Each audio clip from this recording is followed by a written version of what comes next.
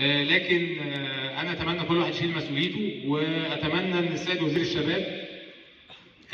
يعرف ان نادي الزمالك ده مش نادي شركه، ده مش نادي يعني صغير، ده مش نادي جديد فتح في منطقه جديده، ده نادي تاريخه اكبر مننا واكبر من المستشار واكبر من الوزاره نفسها. فكل واحد يشيل مسؤوليته. وانا عن نفسي يعني زي ما احمد لسه كان بيقول، هتكلم في حاجه اخيره، عشان انا عايز بعد ما نمشي ما يحصلش اللي حصل السنه اللي فاتت، تيجي لجنه ما تعرفش تدير، تشاور علينا، تقول اصل القضايا، اصل الحاجات، اصل ما كناش نعرف. انا عايز اقول على حاجه، المستشار لما تولى في 2014 كان في قضايا في الفيفا بقالها 10 سنين.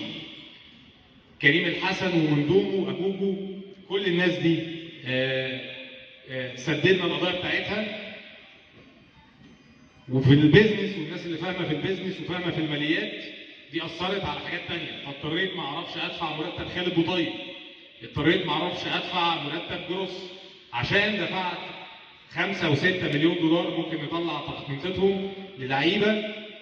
او اكتر، للعيبه ما اتدفعش فلوسها بقى 10 سنين او اكتر من 10 سنين لمجال السابقه، ومفيش ولا جهه رقابيه